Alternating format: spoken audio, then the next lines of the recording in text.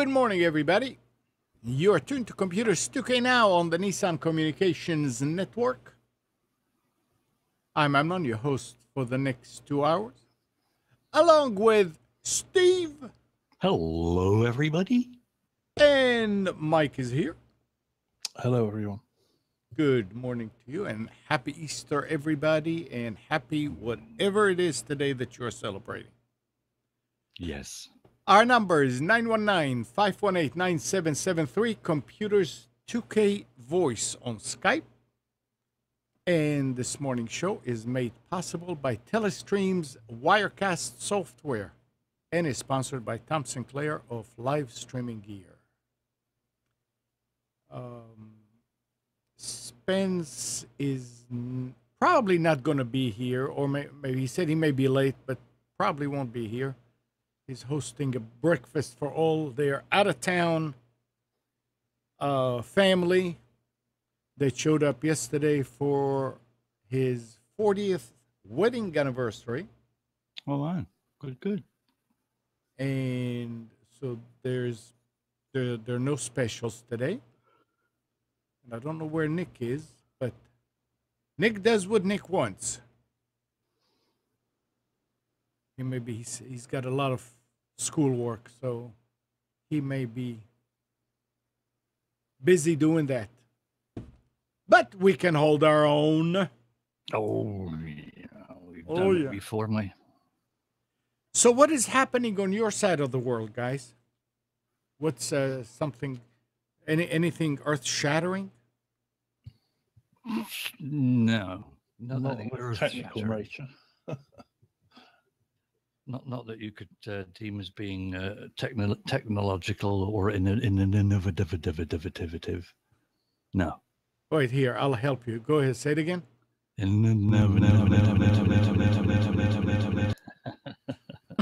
that word, innovative.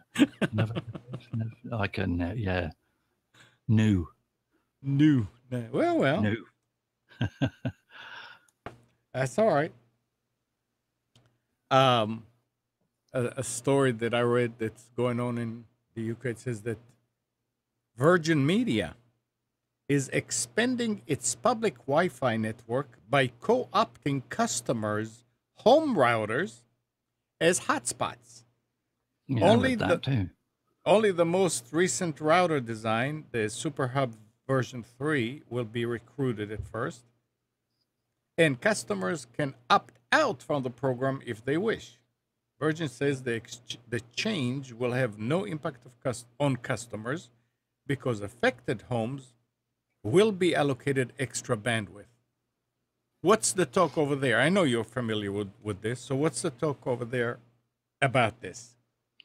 They're copying BT, basically. BT's had this for several years, quite a long time. They've had the BT FOM network, which is the BT router, or router as you say, actually acts as a public Wi-Fi spot, and you could opt out of that as well. So really, Virgin is copying BT. So when I was go ahead. With British Telecom, I used to have BT Phone, which is useful because you've got other BT customers wherever you happen to be going, and you've always got a BT Phone network available. So you just log in with your credentials you do at home, and you get free Wi-Fi, or Wi-Fi, is available to you. It's a good facility.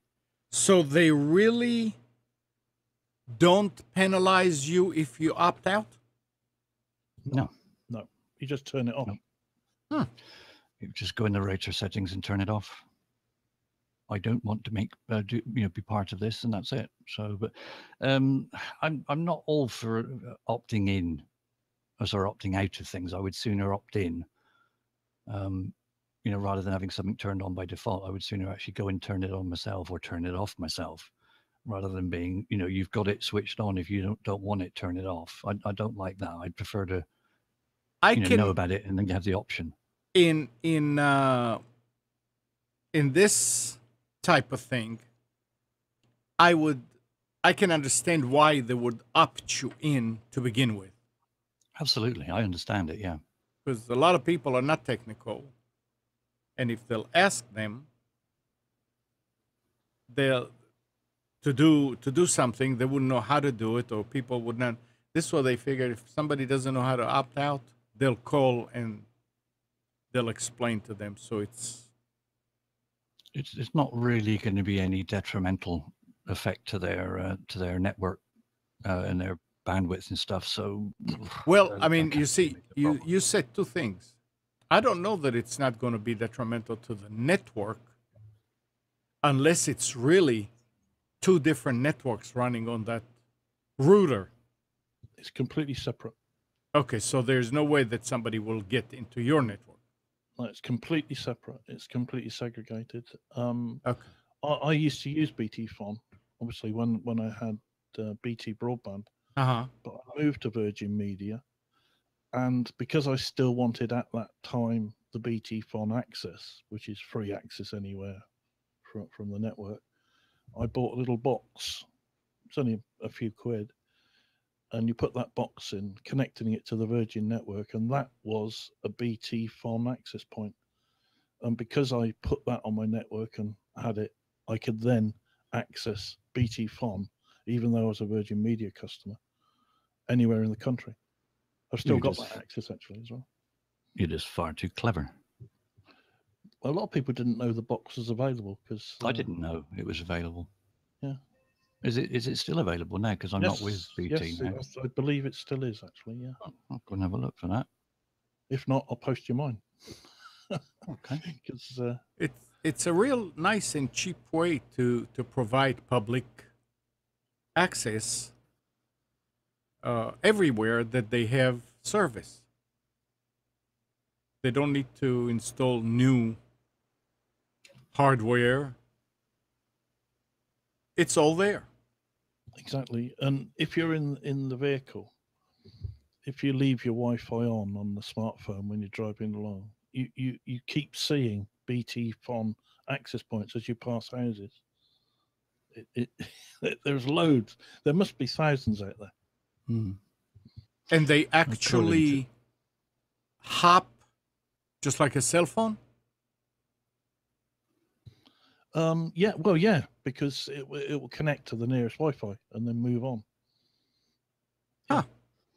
apparently reported April 2014, as of November 2015, Fon no longer sell the Finera box.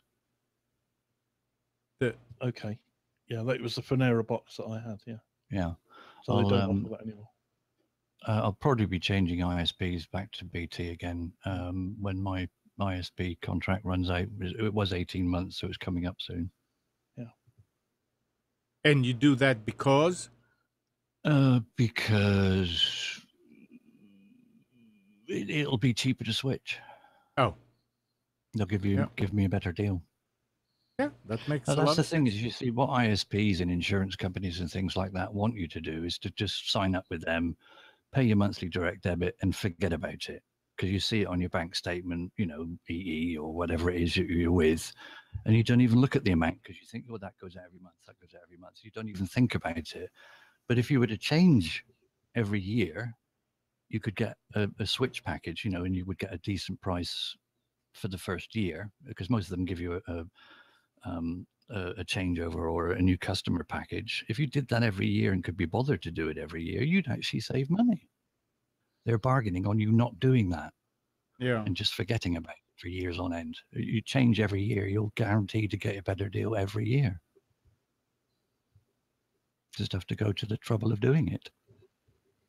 And it's amazing that I always wondered how many people actually do that back and forth. I used to do that with long distance service years ago because it made a lot of sense.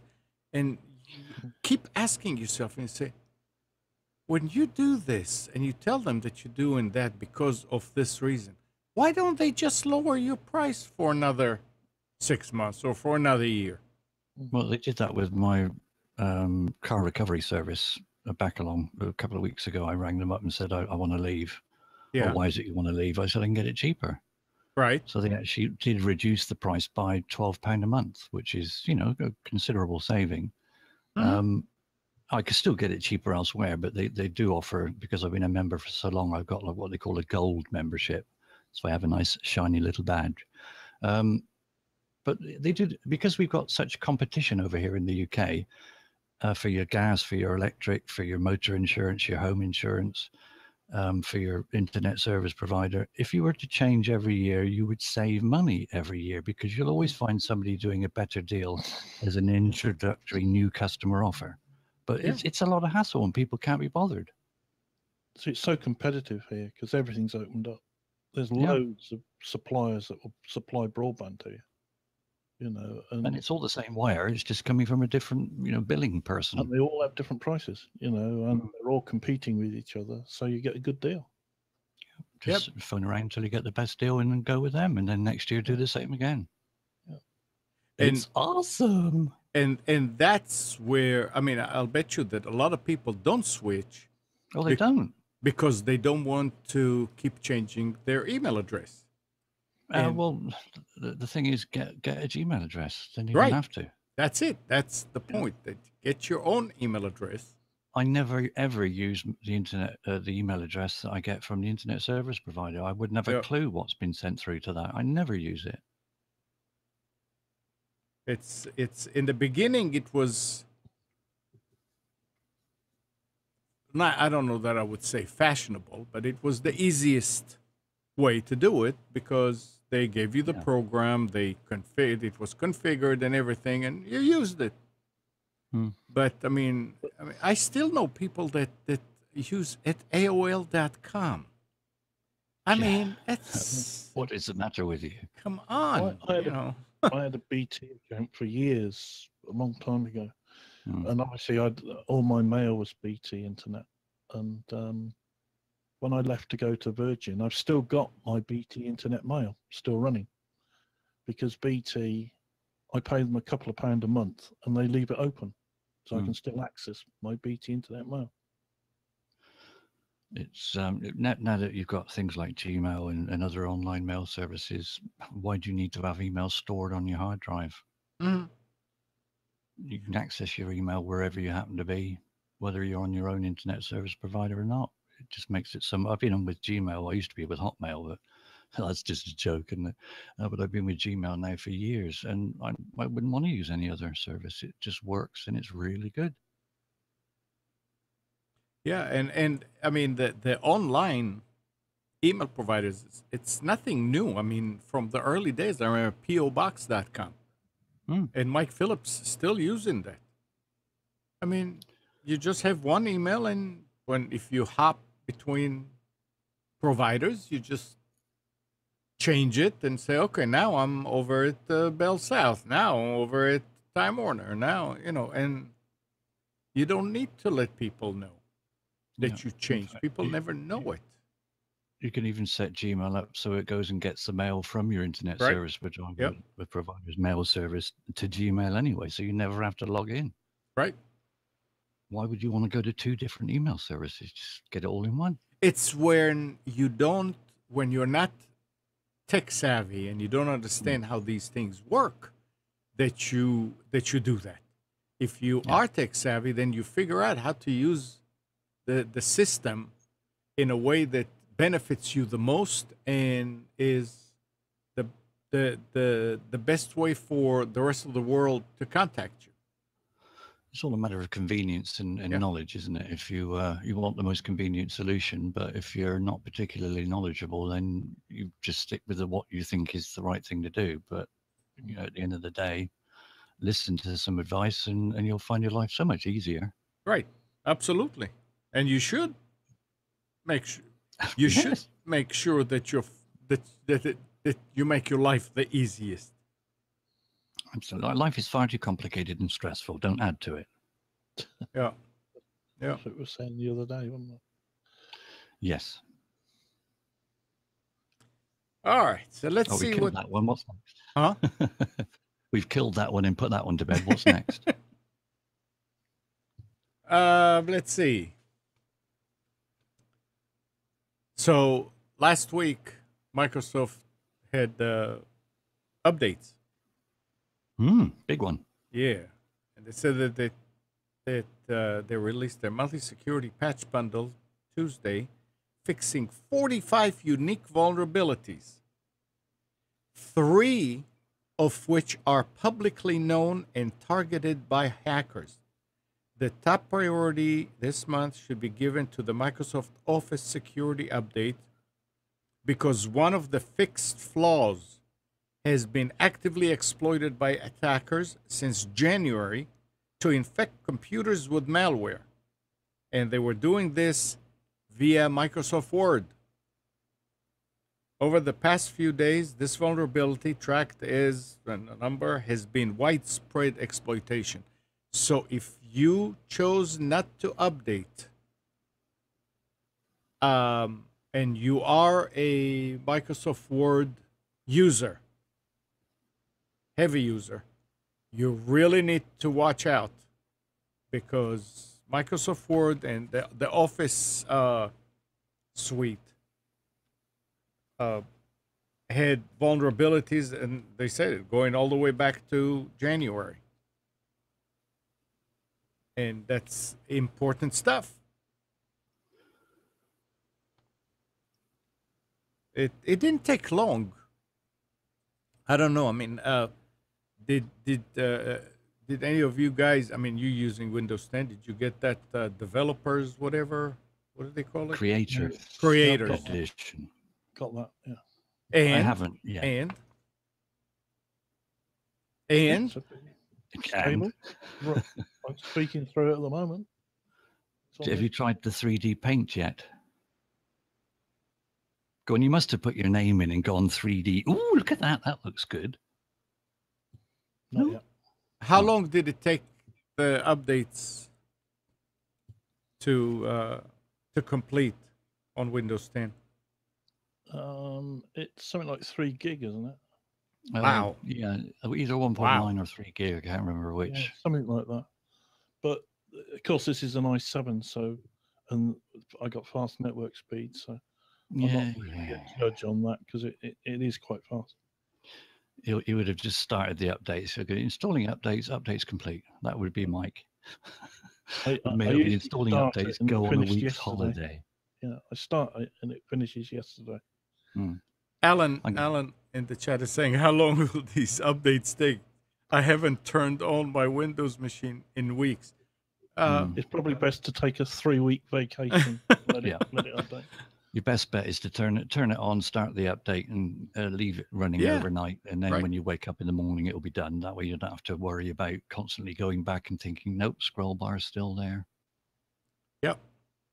I'm going to do my computers one at a time, so it's going to take me several nights, but I'm not bothered. Apparently, we were talking about it yesterday. Amnon, Yorick, and myself. I remembered what the program was called as well. Listen carefully. It's called F.Lux. Is a program that reduces the blue light of an evening, and this is built into Windows 10 now. So it takes away the blue light in the evening and makes it a little bit more yellowy looking, a bit more yellow in color, so that the blue light isn't as prominent, and it's supposed to be more relaxing and help you sleep a little bit better. This is actually built into Windows 10 Creators Update, and it's supposed to be better for your health. And looking at a lot of statistics and results from tests that have been done, it looks like it's a positive thing to be doing. Has a negative effect, the blue light. Yeah. If you sort of got a piece, well, more a smartphone or a tablet, and you use it at night in your bedroom, then that's not very good for your mental capacity. It's been proven that way. So You're talking about taking away the blues that are in the on the LCD screen. Yeah. A new Just so iPhone people can understand. do it at any rate. If you go to the iPhone, you can actually select that, and it comes on at a certain time and stays that for a certain time. I've got that, and it just makes the screen go yellowy. Yeah, it makes it less blue, which is the blue light is removed. So light consists of red, green, blue, yellow, whatever. All the spectrum of light. It takes away a lot of the blue from the light, which is less stressful. It's less eye strain. It helps your brain relax a bit. You don't want blue light of an evening because it can dissuade you from sleeping. But it's actually being built into the operating systems now, so quite a lot of devices will have it. You can actually turn it on. Very But nice. there's a program called F.Lux, which is F.Lux, and that is really good. I did try it a few years ago, and then I think I reinstalled and didn't put it back on. But it's a free program, F.Lux, and it's a little bit more flexible than the one that's built into Windows 10. But I dare say they'll improve it and update it and add in extra features. But if you want to have a look at what sort of thing it does and make use of it if you're not on Windows 10, a program called Flux is very, very good. So it's F.Lux? This is correct. Okay. All right. Yeah, and Savage Pagan says that he's using a blue light filter application on his Note 3. And I remember the old tablet that Kathy was using had a blue light filter on it also. They seem to be doing a lot more research on it and coming up with more and more observations that are saying, yeah, this is actually not good. We need to do something about it.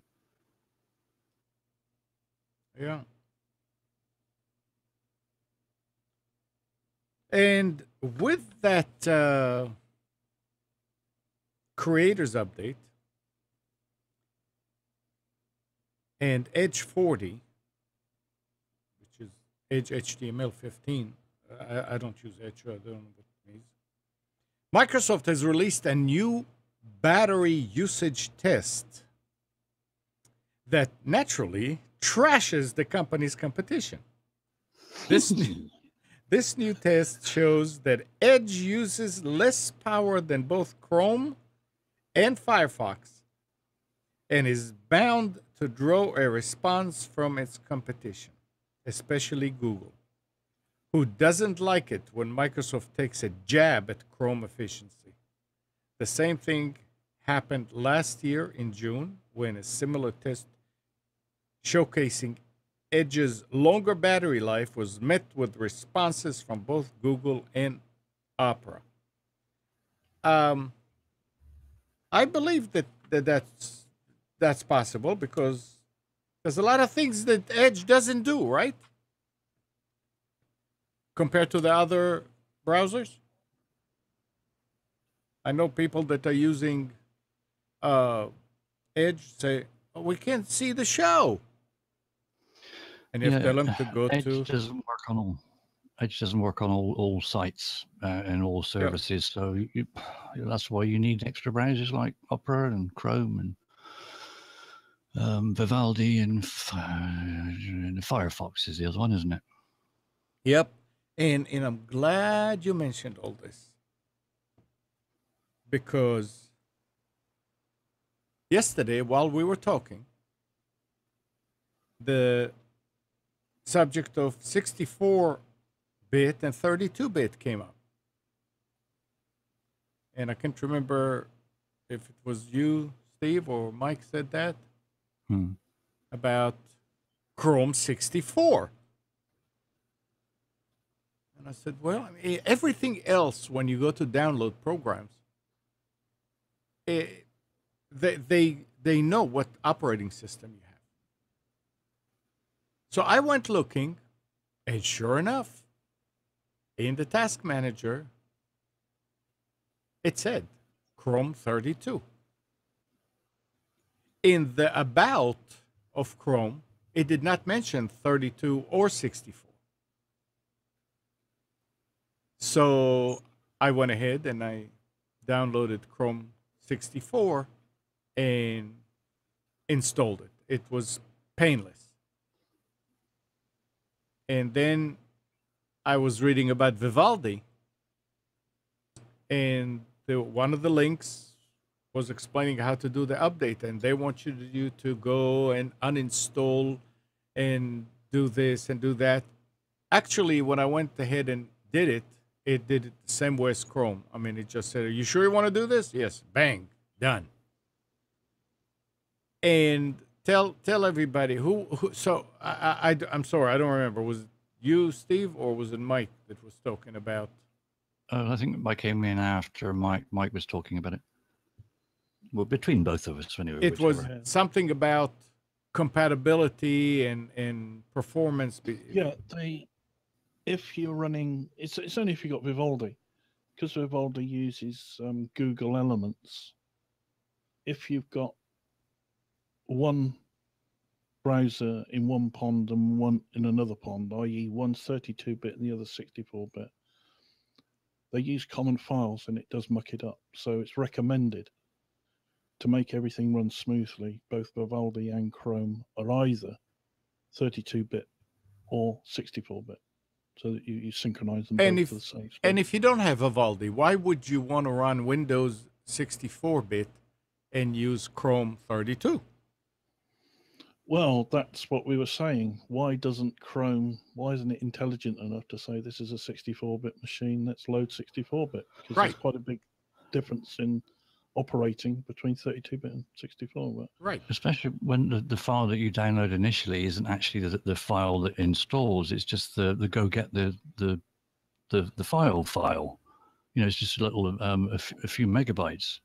So why doesn't it sort of look at the operating system and think, 64-bit installed, I'll get that one? Yeah. Why not? Weird. I know. It makes no sense. Doesn't. It's madness. And if you go and you just download Chrome, by default it's 32-bit, right? You actually have Yes. yeah, Yes, default is 32, correct. Yeah. you have to go and search for Chrome 64. And you want to get it from the Google site, not from sites that you're not familiar with. So you can do it, and you can do the same thing with Vivaldi and same thing with Firefox. If you have 64-bit, and I think these days most OSs are 64-bit, you want to use 64-bit apps with them. Did I see any difference? No. But I'm sure there's difference behind the scenes. Yeah, Alan's asking in the chat about costings and things for broadband and telephone packages at home. Uh-huh. We've got an organization over here called Ofcom, which is communications arbitrary service that's supposed to sort of look at the consumer's side of things and suggest to the telephone companies what they should be working towards and what they should be giving, and control them to a certain degree. I don't know, Mike, you could probably put it in a much better terms than I can put it. Yeah, they're trying to get the speeds up because they're getting fed up with the up to speeds. You know, all the broadband suppliers say up to, and there's lots of customers that aren't getting anywhere near the up to. But BT's trying to work now. The lowest package will be 17 meg, the mid package 52 meg, and then 76 meg. That's excluding their fiber, their fast fiber stuff. Aren't they trying to work towards a minimum of 10 megabytes down, though? No, they're trying to meet the actual 17 meg, believe it or not. Really? I didn't know that. I thought it was going to work towards 10 because if you haven't got fiber in your area, then tough. You just get whatever's coming up the copper cable. Like where I am, for instance, all around me is fiber, but in that little portion of the street where I am, I've got a green box at the end of the road, and it's a really, really old one. In fact, it's older than me. And I only get copper cable coming up from there. So everything going to the box, I get a maximum of up to 8 megabyte. And that's the specific point, is up to. So you look at it and think, 8 meg, that's not bad. But in reality, some people are only getting 2 or 3 or 4. Yeah. They're getting nowhere near the 8. And that's what Ofcom is saying. Right, it's up to. The service provider, you're saying up to, but people are getting nowhere near that. You need to get better. You need to actually fix this and give closer to the speeds that you're advertising, because it's not fair. because they're using old telephone cable all the time, the telephone pair. And Yeah. although they can squeeze more and more out with technology, it's still pretty bad. Well, it's stupid because when I was with another internet provider, they had their own equipment in the exchange, and I could get up to 20, and that was set up to 21 then, and I quite often got 20 megabytes. And that's just because the equipment in the exchange was, far better than the equipment that is standard in the exchange from British Telecom. So it's possible. I mean, it can be done, but they need to spend money in putting the equipment in. That's why they're heading for the 17 meg.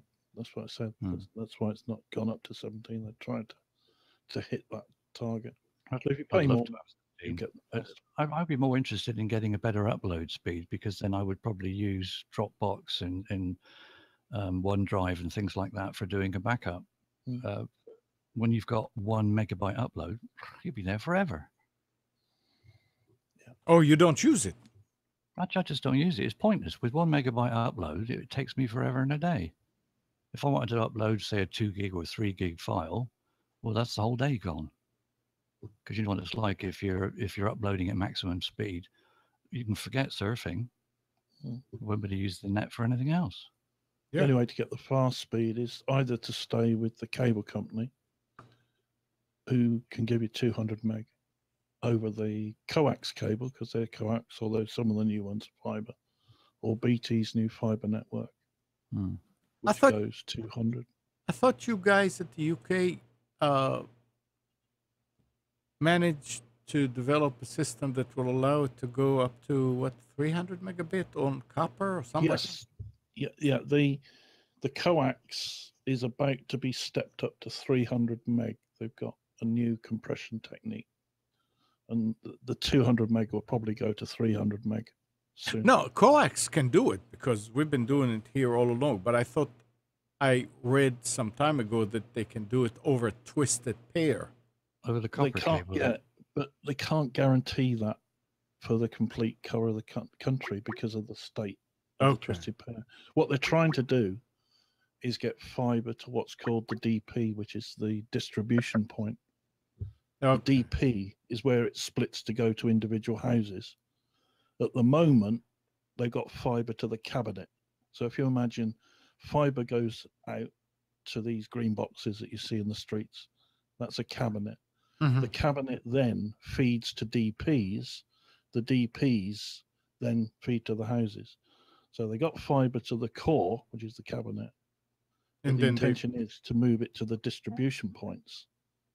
That which way is they shorter run. can- so that you've still got the twisted pair. Yeah. But Yep. as in all data over telephone cabling or pairs, the nearer you get, the faster speed you can put through. Yep. The longer away, the further away, the worse it gets. Let's see who called in. Good morning. Good morning. This is Gene. Hey, Gene. Hey, Gene. Happy Hi. Easter, happy Passover. Happy Easter, Same to happy you. Passover, happy everything. Happy everything except Windows 10. Uh-oh. Oh dear. And I wish Spence and Nick were on. But anyway, let me tell you a Windows 10 story.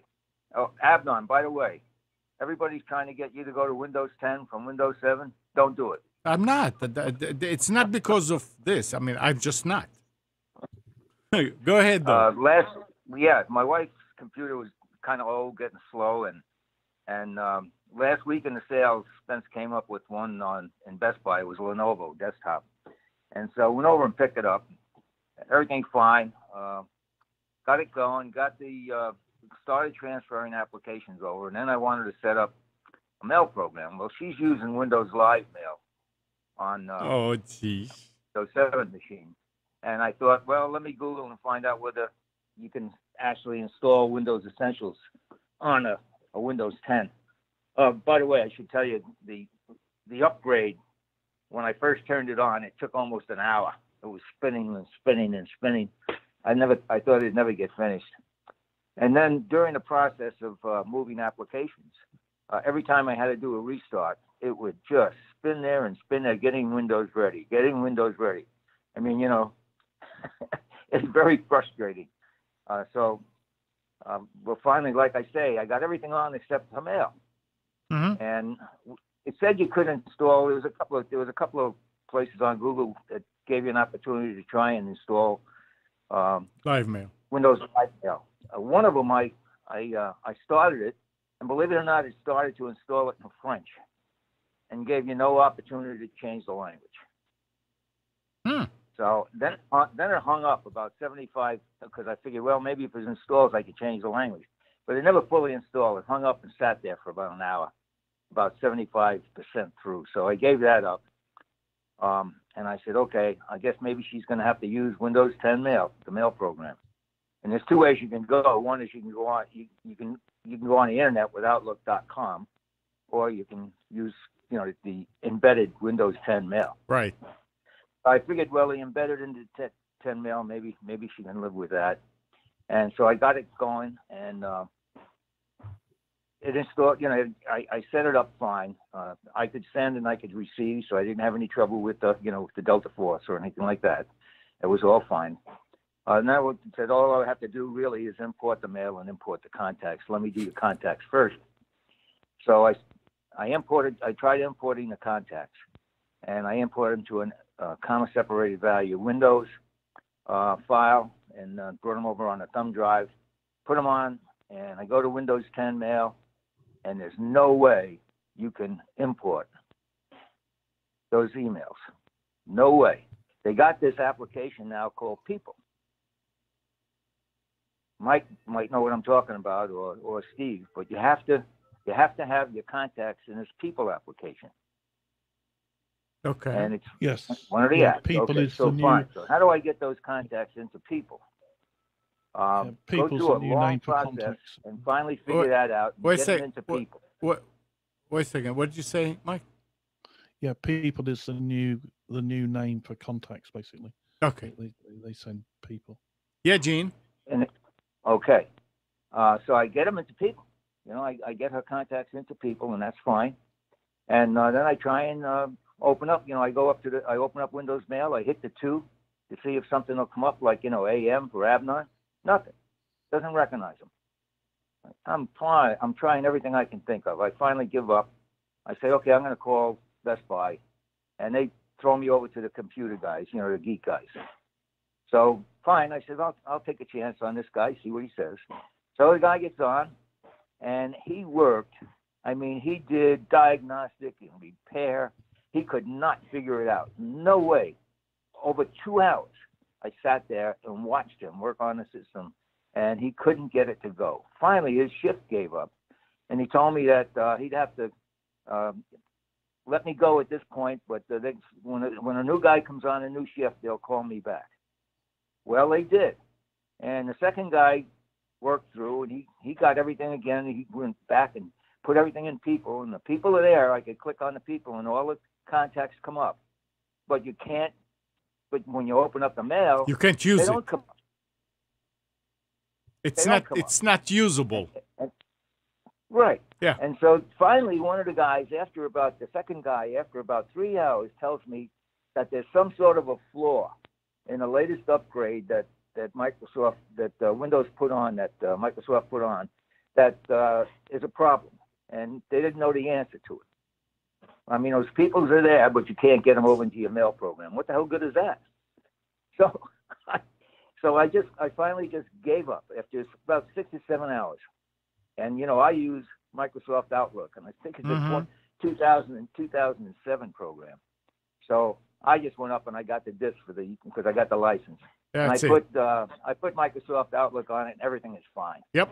And I said, okay, I'm going to just get rid of Windows Mail. You can't uninstall. You cannot. No. No, can't uninstall it. So I mean, I deleted the account and everything, but you can't uninstall it. I mean, this was just a terrible experience. That's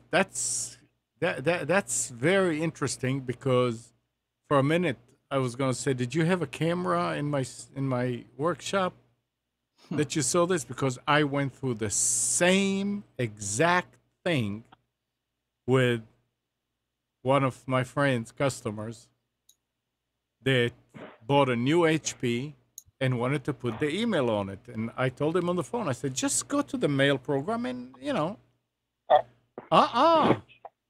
And I said, okay, you know what? Come over here because there's no way that it's that. I mean, just stop by. It'll take 5 minutes. Well, 3 hours later, he walked out of here with a computer and running EM client. We tried to put live mail. We tried everything I can do with whatchamacallit, with the mail program, because he wanted to have 2 accounts on it. And in the beginning, I mean, it's weird, but it will not allow you to set the servers. I can't. I mean, it was. I'm glad to hear that because I thought maybe it was me. It was really. I I mean, I was actually getting pissed. And he said, "No, it's okay. Don't worry about it." I said, "No, I gotta solve it." The stupid thing is, it's Microsoft. They're the creators of the program in the first place. Yeah. So they bring in a new program. Surely they must have tested it to say, will this transfer across? Yeah. It was really. I mean, you follow instructions on the internet. Now, I'm not a Windows 10 user, again, but this is basic things. Yeah. And it will not allow you to change the settings. You go to the settings of the account, and there is a link there, but you can't click on it. Uh-oh. Right. Wait a second. What happened there?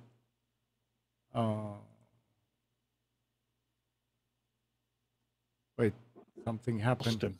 That's interesting. Now that did not happen before the 64-bit. Yeah, we lost you partway through there, Amnon. Yeah, I know. The Hangout went away, and I had a button to reload. All right. Okay. I may go back to 32-bit. Is it Chrome you're on? The what? Is it Chrome that you're on? Yeah. Okay. For the Hangout, yeah. So it made no sense whatsoever, Gene. I could not. I mean, and then I said, you know what? I'm giving up. I learned as much as I want to learn about this. I went ahead and I downloaded that EM client, the one that I'm using, that I don't like much, but if you just use it for email, normal, and it took literally a couple of minutes, and it was all set up and working. And I said, okay, John, that's it. Just get used to this program. Right. That's all you can do. Yeah, it is ridiculous. There's absolutely no reason why it should take that long and that difficult to install, it's already installed, to configure an email program. Absolutely. It's a basic requirement of everybody. So, everyone's going to have email on their system, right, and want to transfer from one to another. So why isn't it simpler? Why do they make it so difficult? It's just the contacts you need to export, is it? It's not just the contacts. When I was configuring it, like I said, I mean, we didn't even get to the contacts because he did not have contacts to import. The other drive died, and never mind. He did not have any contacts. But the thing was, it wouldn't even operate. It would not. First of all, you go and you set up and you put your email address and your password. And the only thing that you have, the only availability is to cancel or to sign in. I said, sign in to what? Yeah. I did not tell you where to sign in. I mean, I'm not going to go to Microsoft. How do they know where to go to? I've not given you a server yet. All you've asked for is email address and password. Let me tell you where to go as well. Literally. It was, and then you go and you say, okay, so you can go and click on accounts and click on config.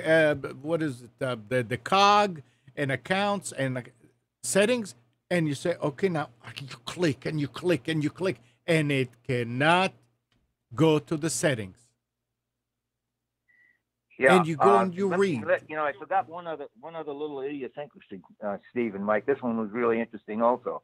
When I first opened Windows 10, before I even did an import or anything like that, there was a dialog box that came up and said you have to use this app, and it referred to the People app. And so, there was a box to check that says always use this app. So I checked the box, but the OK button was grayed out. So I checked the box, but you couldn't do anything. So I'm saying, what's going on here? I checked the box. So, I closed it. I opened it up again. Same thing. Always use this app. So I said, well, maybe I'm not check it now, and let me go find out about the app. So I went, and how I had to get the People app? I had to go to the Windows Store, and I had to get the app out of the Windows Store and put it on there. And I still could not export those people. And they set the Peoples up, but I could still not export them to the or import them at the Windows 10 program. Now, that is really crazy. That's just insane, isn't it? It is insane. Well, how can anybody that's not a computer expert possibly deal with this? We're talking about older people, and all they're going to do, like Mike said, all they're going to do is use email and, maybe get on the internet. They aren't going to do anything else. So why isn't that just simple? Well, no wonder everybody's going out and getting an iPad. Yep. It's this is something, it may have been my fault. It may have been your fault. It may be Microsoft's fault. The problem is that when you try to do something as straightforward as that, it should be straightforward.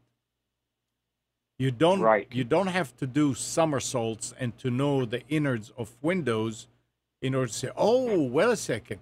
You have to go to the control panel and to the system and to this and to that and change this here and this here. And now you can do this. No, there's no reason for that. Even if there is a way to do this, that is not acceptable. Yeah. Okay, look, I don't want to hog the phone up, so why don't I get off the phone and listen in? I'm up at the lake house, and I'm having a big problem with my internet connection up here, so I might have to just put voice on only, but I'll talk to you later. All right, take it easy. Bye-bye. Bye-bye. Thanks for calling, Gene. 919-518-9773, Computers 2K Voice on Skype. Whether you've been frustrated this week because of Windows 10 updates or you have other stories that you'd like to tell us, please call in. Yeah. Want to hear more about things like that. It's ridiculous.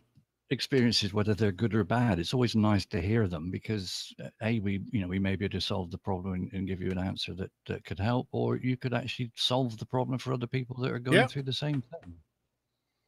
A problem shared is a problem. I figured they do all this in order to get you to buy Microsoft Office and Outlook. Yeah, probably. I mean, something as simple as an email switchover should be, click this button. Are you going to Outlook? Are you going to this? You're going to that? You're going to, or coming from, I should say.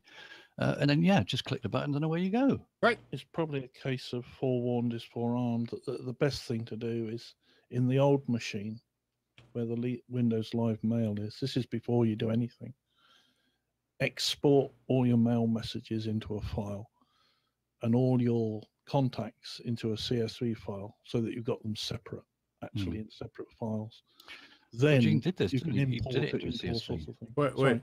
Go ahead. Gene did this, didn't he? He did it into a CSV file. That's the first thing he did, but there's no way of importing it. Yeah, but there are other mail clients that will import that CSV file. Oh, yes, absolutely, yeah. But you see, but that's my point, is that if you have a program in Windows that you claim is an email app, make sure it works for the person. I mean, look, Gene is tech savvy and he couldn't get it. What happens to the people that are not at all? What happens to the people that what happened to the people that think, oh, I have to use this and that's it? It should be as simple as clicking a button. What you're coming from? This is what I use at the moment. Okay, this is what you'll need to use in future is people and the mail. That's what happens now, and it's there waiting for you. That is so stupid, people.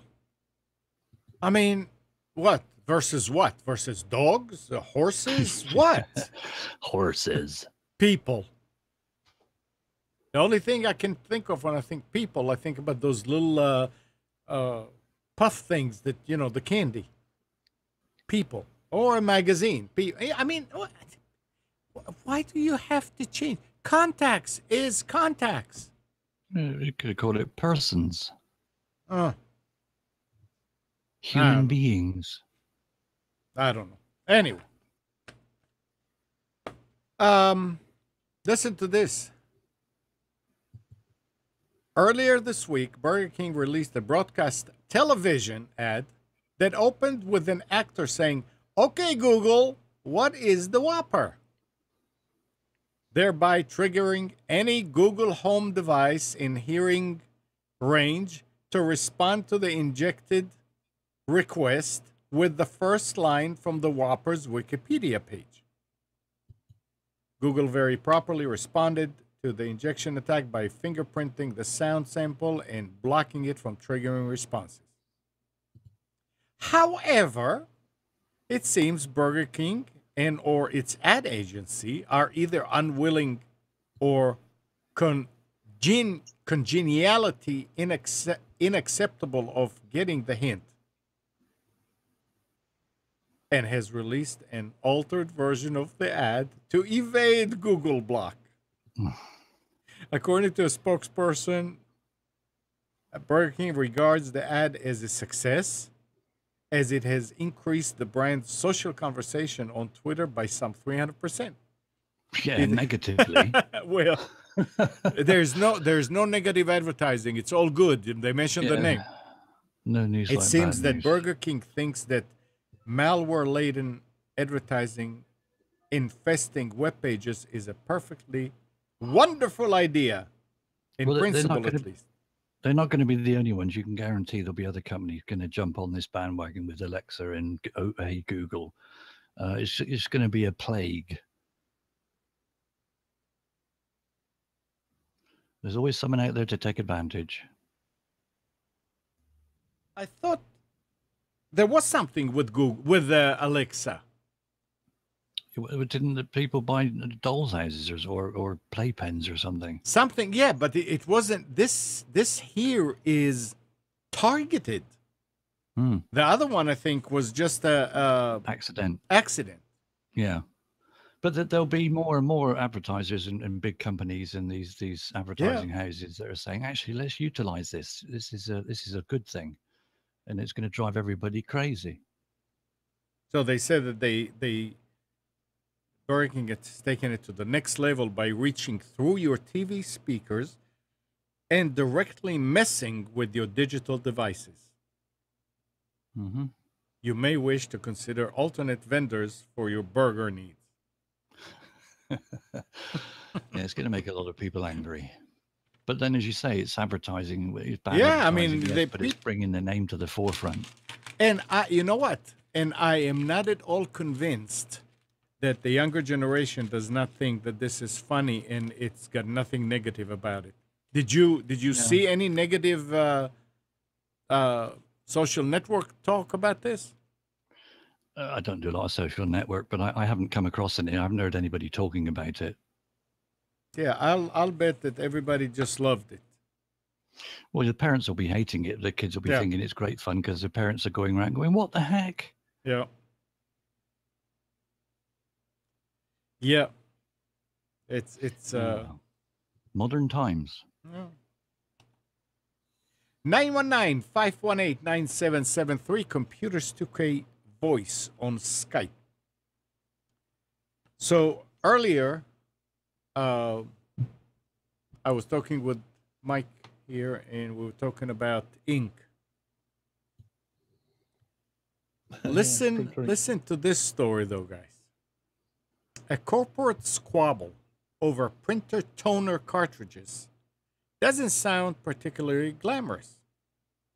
And the phrase patent exhaustion is probably already causing your eyes to glaze over.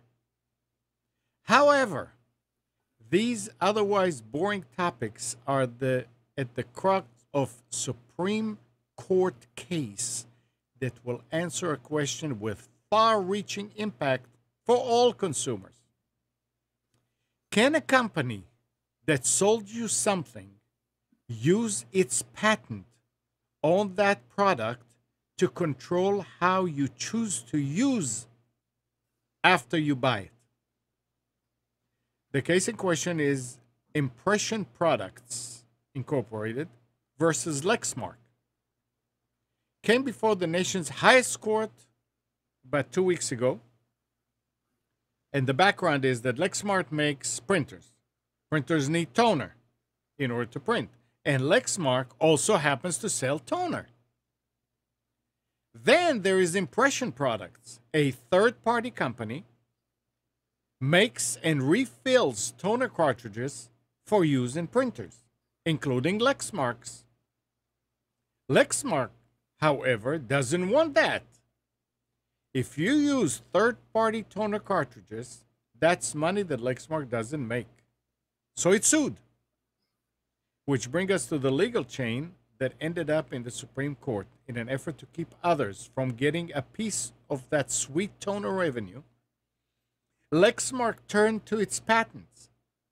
The company began selling printer cartridges with a notice on the package forbidding reuse or transfer to third parties. Then, when a third party, like Impression, came around reselling or recycling the cartridges, Lexmark could accuse them of patent infringement. So far, the courts have sided with Lexmark. Yeah, they have to, I guess. Ruling that Impression was using Lexmark's patented technology in an unauthorized way. The Supreme Court is Impression's last avenue of appeal. The question before the Supreme Court isn't one of can Lexmark patent this, because Lexmark can and has. The question is rather, can patent exhaustion still be a thing, or does the original manufacturer get to keep having the final say in what you and others can do with the product? I don't know many people that buy original ink cartridges and toner cartridges. There's always going to be a big bugbear with this. That's because that's where the printer companies make their money. They sell a printer for $50, right, or pounds, and then they expect you to buy ink cartridges to fill it back up again for another £50. Well, right. Why don't you just go out and buy another printer? It's just insane. Back along Epsom, they started chipping their cartridges so that they couldn't be filled again. So electronically, it would recognize that the cartridge had been told it was empty at some stage. And therefore, if you did refill it, even though it was full again, it would reject it. Right. They try all sorts of nonsense to get you to buy the genuine stuff. Well, I just bought some toner this week. If I bought genuine Samsung toner, it would have cost me £118. But I bought from another equipment supplier. Yeah. And it was £49. I mean, that's less than half. That's just insane. Why would you pay 118 if you can get exactly the same thing for 49? Right. It just goes to show how much of a rip-off and how much money is flowing into the pot for these. Right. It is a rip-off. And if the Supreme Court will side with Lexmark, who knows what's next? I think the way it's going, they probably are going to as well. It's all in the terminology and the way it's worded. It's so ambiguous the way it's worded that you can just say anything and then they'll go, yeah, well, tough luck. That's it. It's a patent. You can't infringe on it. And here, you're not talking about manufacturing a patented device. You're refilling it. Yeah, all you do is you put some more stuff in it. It's like tomorrow Ford is going to say, "Oh, you want to buy gas? You're going to have to buy gas from the Ford gas station. Yeah. You cannot go and stop at Shell or at Exxon or whatever. You have to buy it from the Ford." What do you mean? It's just gasoline. Yeah, it was this, you could break it down to the stupidest of things and think, well, how can you rule on this when there's so many other things that it could also affect in future? Right. You know, you need to look at it with common sense now, otherwise it's going to be hell in a couple of months' time when everybody's jumping on it. The only thing that I can say recommend is don't buy Lexmark. And Yeah. Lexmark, we always say don't buy Lexmark, but there are so many Lexmarks out there that are under different names. Dell is Lexmark. You can buy toner itself, and And actually, they sell you a little kit that sort of right. bores a hole in the side with a rubber bung that seals it back Yeah. up again. And you They can don't get like you doing that. and you can get sued. Yeah. So are you going to be sued as an individual person because Right. you're breaching their patent? Of course you're not. Or patent? Of course you're not. You're just refilling your own cartridge. That's all these people are doing. There's no offense taking place. John from RTP saying next they will try to bar coding cartridges like Keurig did. Keurig did that from Keurig 1.0 to 2.0. And people found a way around it. And then they saw such a backlash. I think they did away with it, but the machines that are out there still have to read. Yeah. Well, there'll be a backlash on this, and as with most things with social media and stuff, it will kick off, and Lexmark will go, "Ooh, I think we stepped too far here." Yeah, I mean, it's why do you have to wait until there is a backlash? You know there's going to be a backlash. There are companies out there that are built around recycling cartridges, and they're helping everybody. Yeah. Well, that's the other thing as well. You look upon it; it's recycling. That's Yeah. what everyone wants to do now, Right. is saving the planet. So you should be encouraging it, not turning it away. Right. And if Lexmark wants to take those old cartridges and refill them and sell it to us for cheaper, that would be nice. But you think that'll happen? No. No, they'll sell them, the old ones, as new ones.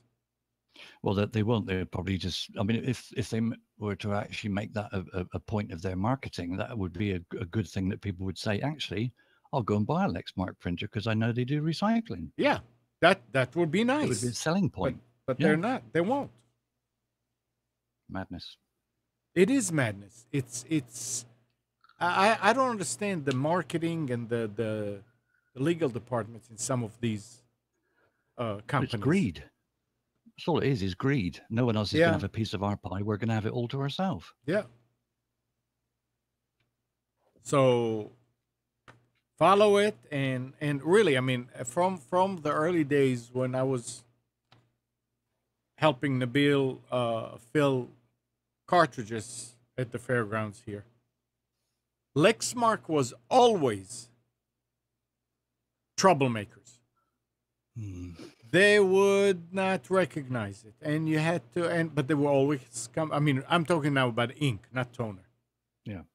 For inkjets, and there were all kind of devices to reset it, and all kind of tricks to reset the cartridge, and it would work. And then they'll find out different way how to make it to circumvent that, and then the circumventors will circumvent that, and it was always a battle with Lexmark cartridges. I think the harder the manufacturers try and restrict things, that's what it's all about, is restrictions. The harder they try and restrict, the quicker the people come back and say, actually, no, we've broken that restriction. Now you've got to bring out something new. And it's just a constant circular battle. Right.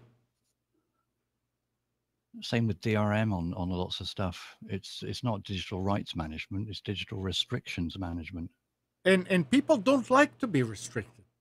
No, not when it's something that you've bought. You should be able to do what you like with it. Yeah, and a lot of people will do it just because. Yeah. Yeah. So don't buy Lexmark. Anyway, they're expensive.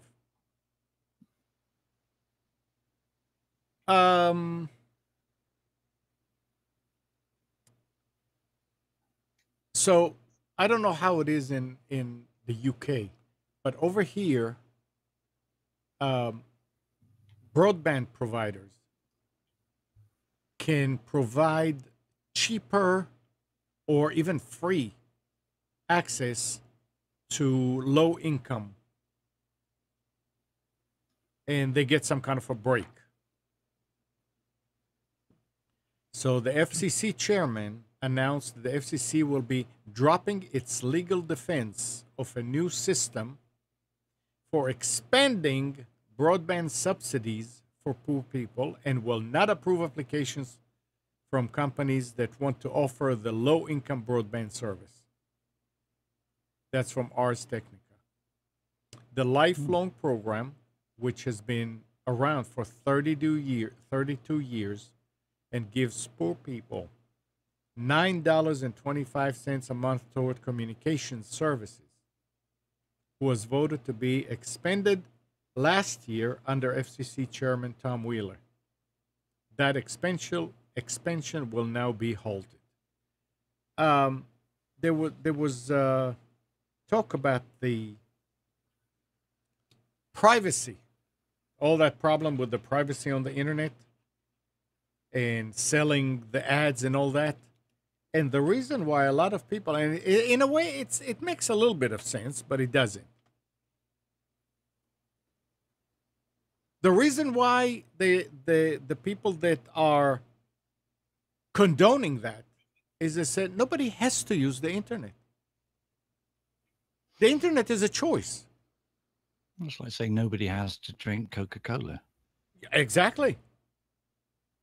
Now, the internet is becoming more and more of a utility. Like it's like if you don't have internet, then you're in trouble. You will stay behind.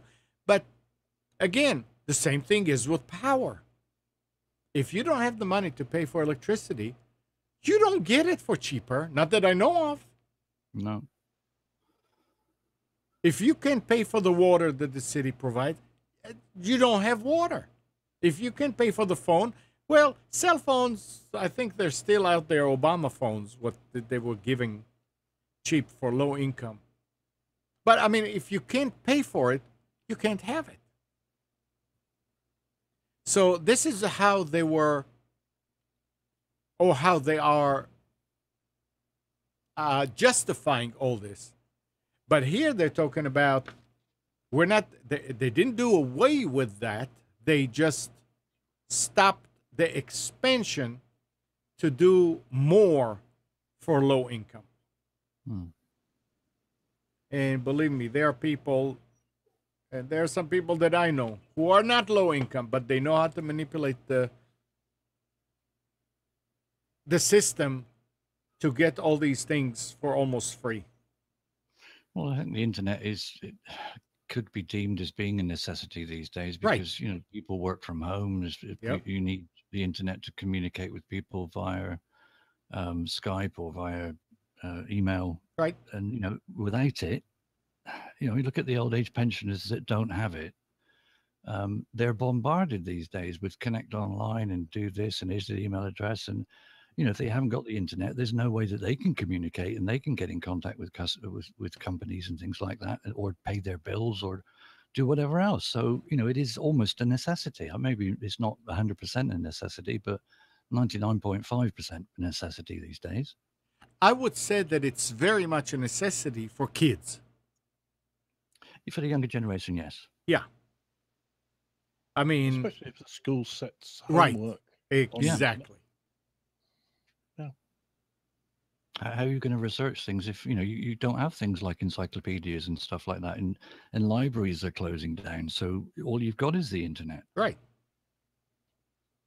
One thing they're trying to do in this country to make it cheaper is to unbundle it from the telephone line. Because at the moment, you need a telephone line. You have to pay for a telephone line rental. It's about $17.50 in a month. £17, I think, $16.99, isn't it? Something like that.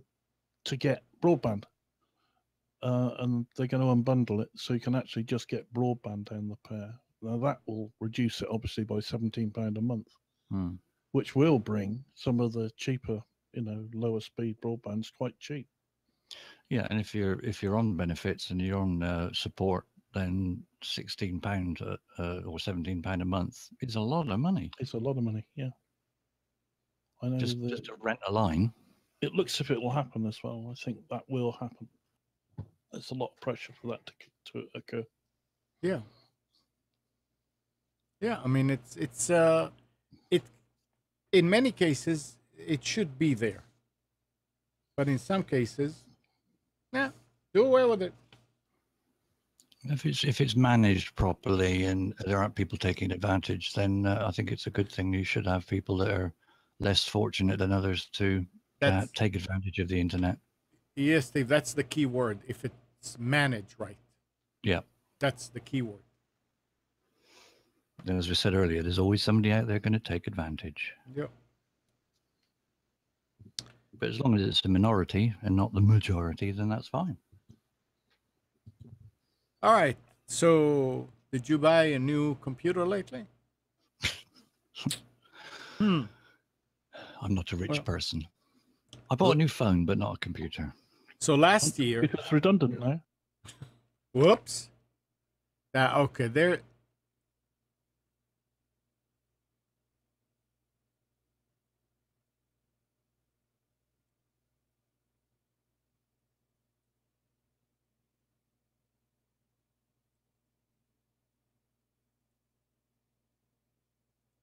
With a laptop or a desktop anymore. I'm going to do away with Chrome 64. It just went away again. Yeah, well, we kept Well- it going. Don't worry. I know. But isn't there an irony here? We're on Google. We're on a Google app. Yeah. Using Google Chrome. Yep. You know, you'd think the two would marry perfectly, but there we go.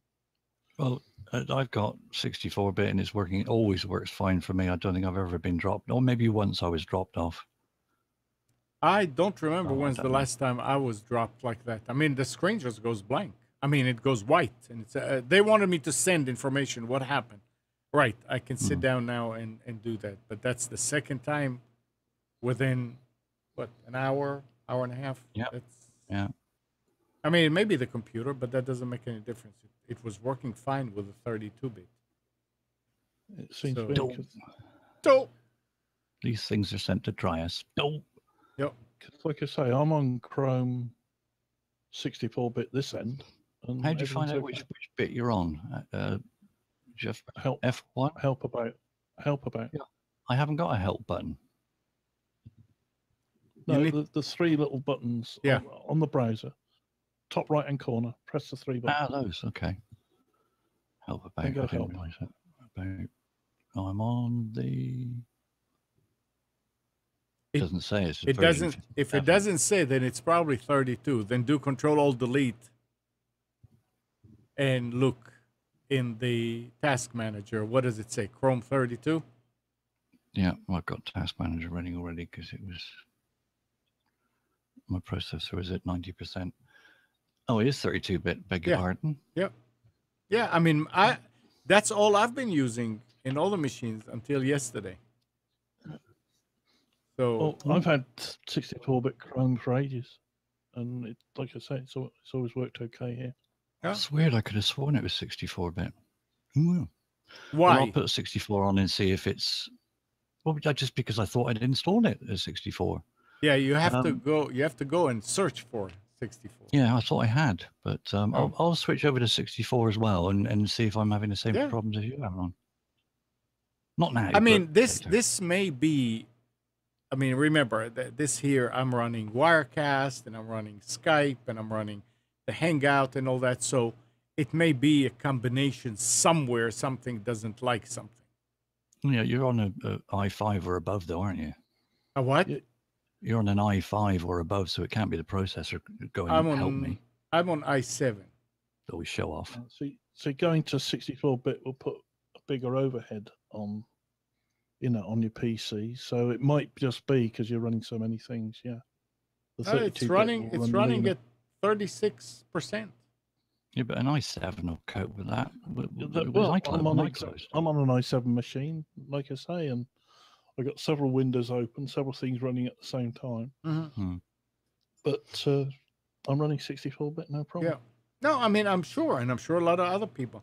And I should say that the 64-bit, it did say that it was beta. When Mine doesn't say that. See, that's the weird I thing. remember, no, I remember downloading it. It said that, or maybe that was Vivaldi. I don't know, One of the two said beta. Well, what version is it? The newest, I don't know. It newest was it version. was it was the latest. See, mine is version 57.0.2987.133, 64-bit, and underneath it says Google Chrome is up to date. So that must be the latest. But it doesn't say anything There about it is. beta or beta. Can you see it? I can see it from over there. I don't want to move the windows around the window around. I'm not watching the stream. I'm watching on the Hangout. If I Something put the stream up as well, I wouldn't be able to talk. 3029 that I can see all the way there. It actually says on the 64-bit page, download Chrome beta. Yeah. Beta. Yeah. Yeah, and yet I've got 64-bit, but it's not, doesn't say anything about beta. Nothing No, at it all. doesn't say it in the about. It's on the website when you download it. Right. On the actual download page. Yeah. It's okay. I mean, it's obviously you've been using it without any problem, so it is stable. But there must be something that I'm doing that is different. So never mind. Yeah. It's all No, right. it's combination. I'm almost Yeah, certain it's yeah. combination. Okay, so we start talking about new computers. So last year, Microsoft announced they were planning on blocking OS updates on newer Intel CPUs, namely the 7th generation Kaby Lake processors. Now Ars Technica reports that the answer appears to be this month. Users of new processors running old version of Windows, which they mean 7 and 8, Yeah. are reporting that their updates are being blocked. The block means that systems using these processors are no longer receiving security updates. While Windows 7 has already ended mainstream support, the same can't be said for Windows 8.1, which is still on mainstream support until January of next year. Yet they're blocking it. So no, Microsoft is not trying to manipulate us to go to Windows 10. They are not doing anything to No. force. They have no, they're not. No intention of doing that whatsoever. No. No. Mind No. you, anyone who's still using Windows 8 or 8.1, silly. Move on. It's horrible. No, it's great.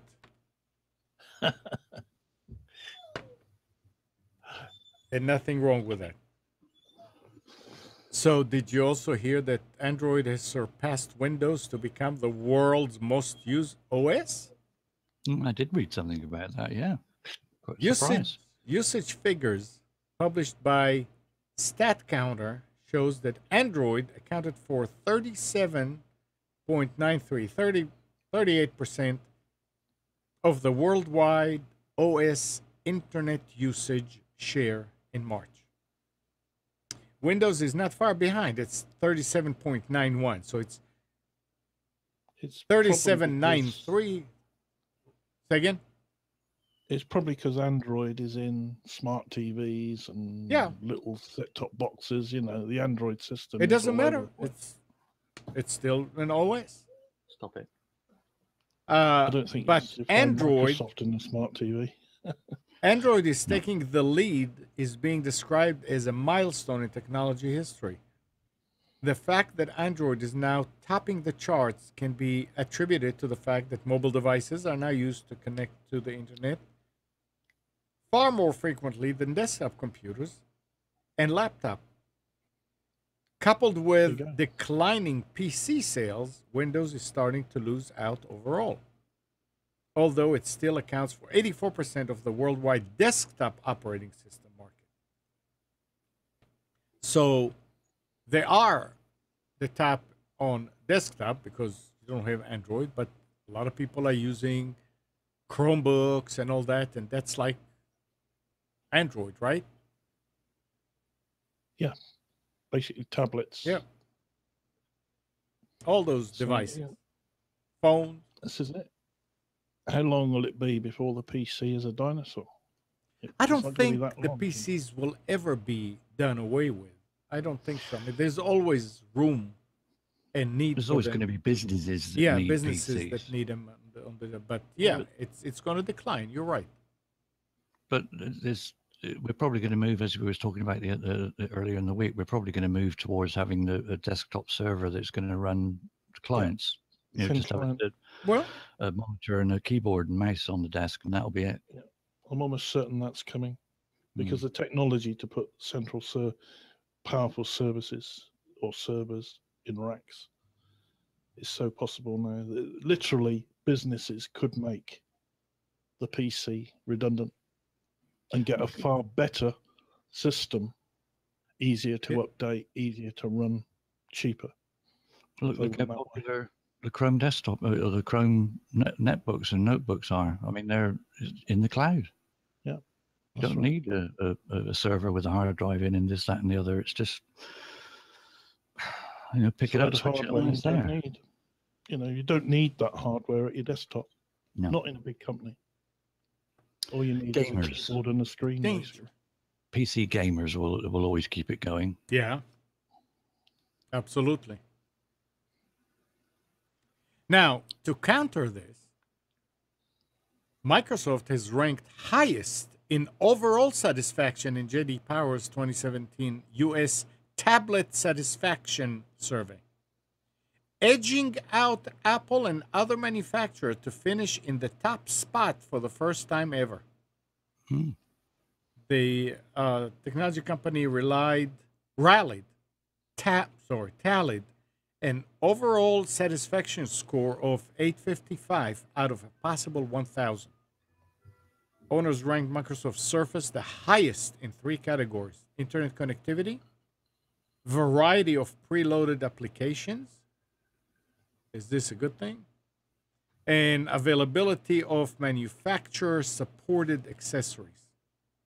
JD Power says Microsoft also scored top marks in the amount of internal storage available and the variety of input output connectivity, and has the highest performance in three styling and design attributes: quality of materials used, size of tablets, and attractiveness of tablet design. Now, Huh? I Variety don't of know. input output. It's got a USB 3 socket. That's it. Yeah, Well, no, it's got a what do no. you call it? That display port as well. Oh, yeah, but I That's mean, it. if you look at the other ones, I mean, when you talk about tablet, you don't need much as far No, as well, I'm but really happy with my Surface Pro 3. I mean, it is brilliant, and I'm glad I've got that instead of an iPad because it'll run everything a desktop will run. right. That now you see that's the difference here. That what I'm seeing. First of all, you spend so much money on it that you're going to like it whether you like it or not. And Hmm. second, it does remind you and it allows you to run what you're used to. Yeah, exactly. That's. I think And that's its biggest selling point is the yeah, fact that you can run what you can run on your desktop. right. So yeah, absolutely. Now, can you say that the result of the survey are skewed? Well, it's just because there are more people that are used to a PC and Windows and all that than there are people who are used to Apple. Yeah. Now, give it a couple of years and we'll see where the Android comes in when it comes to tablets. It may be that it will say, okay, Windows, forget it. You're out. The advantage Android has is the cost difference. I mean, the Surface Pro 3 pretty heavy. Yeah. Androids, you pick them up for next to nothing virtually. It depends, what you go for as far as processor and RAM and all the rest of it. With Surface Pro 3, you've got The, what, three choices? the Chromebook has its place. I mean, it's not a production piece of equipment, it's a connectivity. Hmm. Although you can do a lot with it, but mainly people stay on the internet and do things that you don't edit video on a Chromebook. You could on a Surface. Yeah, you could. If It's you, just an i5, so yeah, you could. I mean, Chromebooks are great for just doing email, surfing around, and keeping in contact with social media. That's what they're for, and that's right, what they're brilliant at. exactly. And it's bigger screen than a phone. You have a keyboard that you can use that you don't have on a phone.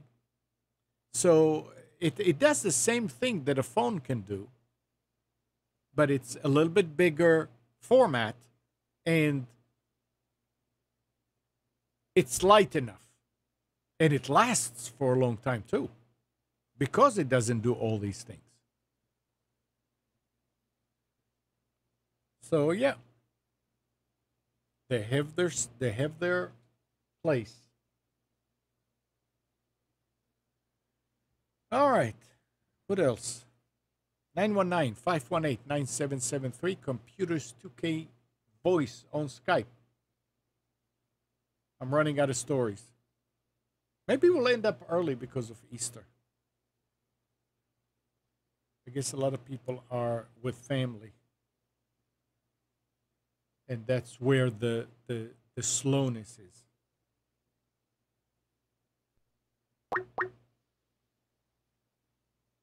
Okay. Good morning. Amnon, Mike, and Hey, Mike. Fuquay. How are you? Mike to the not too rescue. bad. What's up? I called last week about those temporary internet files that I couldn't delete, Right. and you asked me to call back after I tried a few suggestions, and unfortunately, none of it worked. Wow. I tried that disk cleaner in safe mode. I tried deleting all the temp files that I found. I even deleted DMP files, some kind of dump files. I went online. I found a dozen different suggestions. Apparently, I'm not the only one in this situation. And? But none of it worked. But one thing I did notice that I didn't notice before, in disk cleanup, on the line that has temporary internet files, is an icon. It's a locked padlock icon. I never used this cleanup. And is this a Windows 10 thing? Yeah, no, it's been in Windows since probably XP, at least. And it's never given me a problem before, but like I said, apparently I'm not the only one. There have been some people on Windows forums that have questioned it, and Microsoft rather, and they haven't gotten back with any kind of an answer. How? I still don't know what these files are, but last week it was 1.03 gigabytes. Now it's 1.58 gigabytes. And if you run disk cleaner, it doesn't bring it back down a little bit? No. If I were to go on the web and just do some browsing, it will increase that number. Yeah. And if I run disk cleaner, it'll go back to now 1.58. Okay, what is, how do you get to that program? Well, I have a shortcut for it, but it's, let me see what the heck the... Is it under all programs? Let's see. I'm going on there to see what the program name is. Oh, it's CLEANMGR, cleanmanager.exe. It's in the System 32 folder. Disk cleanup. There it is. It's under the system tools. Okay. Yeah, I have redone the menus, so I don't know where it used to be. But I just, if you start it, and it tells you there's files there, there's a button that says View Files. Well, right now it just says this cleanup is calculating how much space. Right. And it takes about a minute for that to come up with all of the totals. Looks like it's hung. No, it's probably not. Okay. If you haven't run it, it's probably going to find a bunch of stuff. So other people are also saying that they're having a problem with that. Yep. They're also saying that if they look at the files, there's absolutely nothing there. They don't know what this cleaner is pointing to. Well, And that's how I realized that there was a locked padlock icon. Okay, there it is. It did come up. Now, do you have a locked padlock icon in front of temporary internet files? No. Okay, neither does my wife's machine. Okay, and it says total amount of disk space you will gain is 1 megabyte. Okay, when I run it, I usually have a couple of megs, maybe 50, something like that. A lot of it is temporary internet, and a lot of it is other temporary files. All right, so my question again, so what program tells you that you have that gig point something used? This cleaner, where I don't know what you're showing on temporary internet, but mine shows 1.58 gigabytes. Oh, temporary internet shows 1.06 kilobytes. Thumbnails shows 1 megabyte. Download 0. And what are the ones that are not checked? Why are some checked and some not checked? That means the ones that aren't checked, there's nothing in it to delete. Well, actually, it says 64K, 67, 407, 16 viewed. Yeah, but there's not much. So it says total amount of disk space you gain is like going to be 1.06 megabytes. I don't know what this Interesting. 1.5 gigabytes is. I can't figure out where it is. Yeah. I've run search everything and looking for file sizes even to see if there's anything large that I can't point at. But I don't see anything that even resembles a temporary file. Wait, hold on a second. Steve, why are you saying, Steve, are you there? I see Steve. Wait, I'm wondering if it's hung again and it's not showing me. Well, great. I don't think we're streaming. Well, I see you on the net. I've got it muted, but I see you. Actually, yeah, I do see it. That's right. Steve, are you there? Whoops. Okay, now page unresponsive. Yeah, you see me and you see what I see over there. Let me exit and reload that page. And I see Steve there. Hello? Hello? I see you. It was Chrome. It was hung. It didn't. Yeah, you and Mike dropped out exactly the same time. Uh-oh. Why do I get a big echo from you? I don't know. Okay, no, it's fine now. Okay. All right. So go ahead, Mike. Well, I'm still up in the air as to what these files are that it's That's telling very me interesting. I don't know. Steve, you're running Windows 10, right? Steve. Uh-oh. Lost him again. Yep. Now,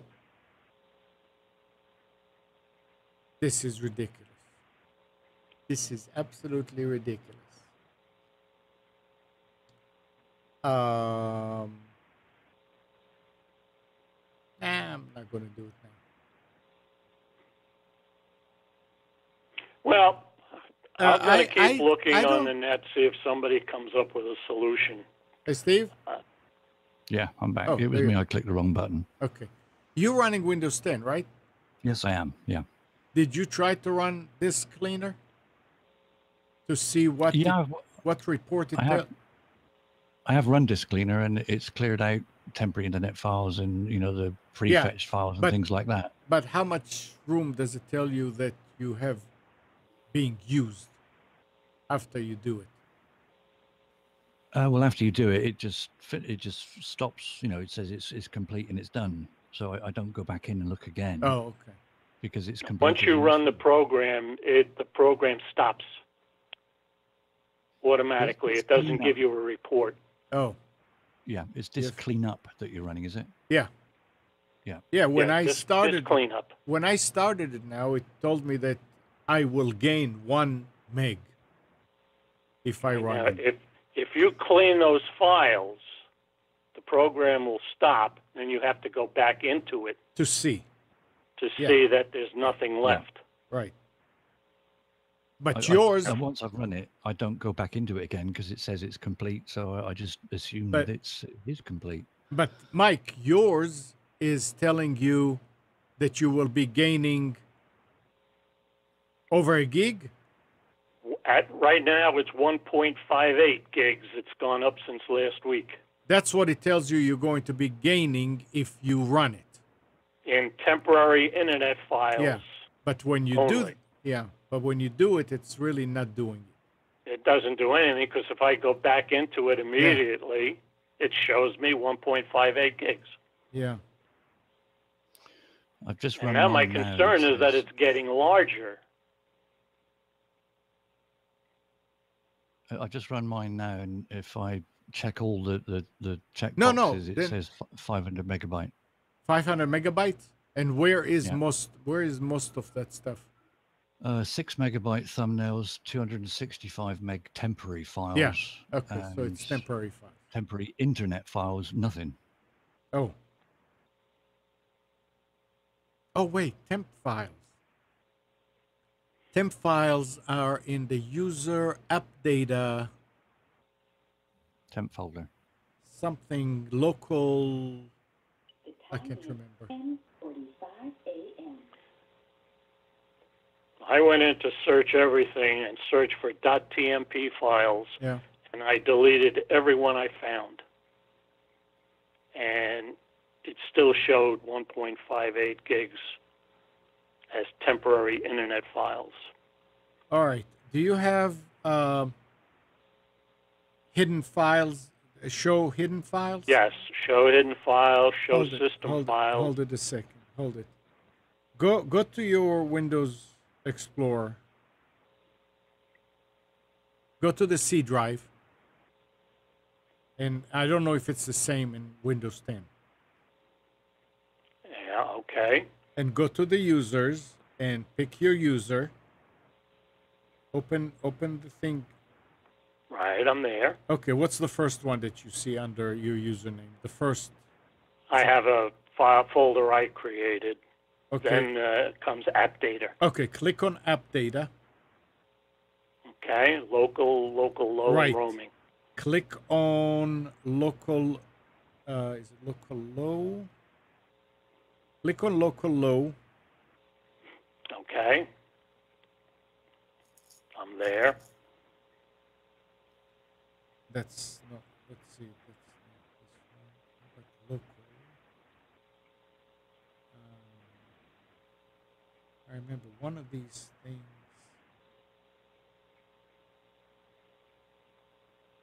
Yeah, click on local. Let me go back to local. All right, I'm there. And click on. Do you have temp under local? Yeah, temp folder. Click on that. I'm there. What do you have? I've got Google Toolbar. I've got a low folder, and then I've got 3 temp files. The temp files are almost empty. The low folder has properties, has 0 bytes in it. Okay. All right, so it is cleaning it. Never mind. That's where the temporary files, Windows temporary files are. But yours says so. I'm wondering. It's under Google. Google, Chrome cleanup tools. There's nothing here. I even looked at the other users in the on the C drive, like the default and admin, and Okay. just to see if there was anything in another user folder, public, and there's nothing. There's absolutely nothing. Yeah, it's somewhere. You realize it is somewhere, but it's No one so far, no one on any Yeah. of the forums that I've gone on knows about. has figured out where these files are. Yeah, I'll need to get on my wife's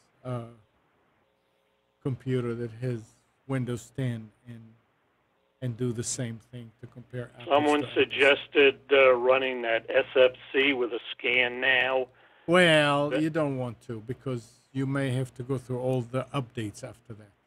Well, I ran it and didn't do anything. Oh.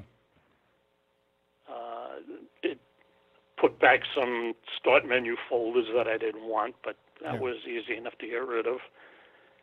But there was a command prompt suggestion somebody made. I ran that yesterday. That did nothing. Everybody seems to suggest CCleaner, but that does absolutely nothing.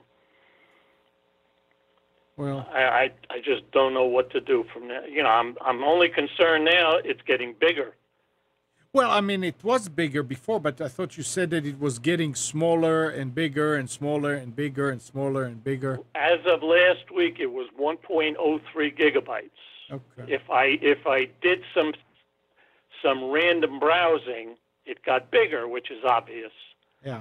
If I ran CCleaner, it cleaned everything except the 1.03. That was last week. Now, instead of 1.03, it's 1.58. Yeah, I would. And you ran the cleaner again and all that, and it stays. Oh, at yeah. I don't know. Something is not getting removed, and I would worry about that too, because if I think that I'm cleaning my machine of all the temporary files and it's not, I'd be worried. Well, apparently it's not temporary internet files. Apparently something is getting indicated that it is, but it really isn't. I just don't know what the heck it is. It's just got me. It's got me boggled, Yep. and I don't know when it started. I don't know. Well, all right. I shall keep looking. If I come up with something, All right. I'll let you know. Okay. All right. Thanks anyway. Bye-bye. Take care. Steve, you there? Yeah, I'm here. You're not even showing as being in the Hangout, by the way. Who, me? Yeah, you're not even showing that. I mean, I can see your little man icon, and Yeah. it sort of spreads when you speak, but you're not showing there as being a participant. Ha! And I had to refresh to get you there. I don't know how long you were off. No, I mean, well, anyway, that's not going to happen again because I'm going to go back to the 32-bit and hopefully that'll fix it. Yeah, I don't think I'm going to bother. Mike's not seen to be able to has come back either. So you both went off literally at the same second. Here, let's see. I'm going to refresh that page. I just refreshed the page. Oh, okay. 64-bit doesn't look like it's working very well on Hangout. So not for this. No, So, maybe stick with 32-bit then. Yep. Absolutely. All right. I guess we'll end on this note. Unless you have something else you want to talk about. No, I tried to keep it going, but I ran out of stuff to talk about, and I was thinking they must be coming back in a minute. Then I said, are we still streaming? Can you hear me in the chat? And nothing came back. I was thinking, hang on, is it still going out? I don't know. Yeah, the picture was there, but the browser was actually frozen. I was getting out, But your machine had crashed or not, or something like that. I just didn't know. Okay, well, all we right. learned from experience. Well, that was 64-bit. Yep, that's good test right there. Yeah, you'll have to uninstall it and then reinstall the 32-bit. Yep, which is fine. I think I can just download the 32-bit and install on top of it. I'd save We'll your see. bookmarks first. Oh yeah, they're everything is saved. Okay. All right. Righty-ho. Well, have a good week, and we'll You do the probably same. speak to you in it sometime. Yep. You don't eat too many eggs. Yep. All right. And good morning, Kathy, Hannah, Nabil, Mac, Norm, Katie, and Donna. Everybody out there, happy Easter. We hope you enjoyed and maybe learned something from our time together. Remember to practice safe computing. Back up your hard drive and update your virus scanner. We'll be back here next Sunday at 9, but you can always reach us at computers2know.com. And while you're at it, like us on Facebook and follow us on Twitter. And subscribe to our YouTube channel too. See ya.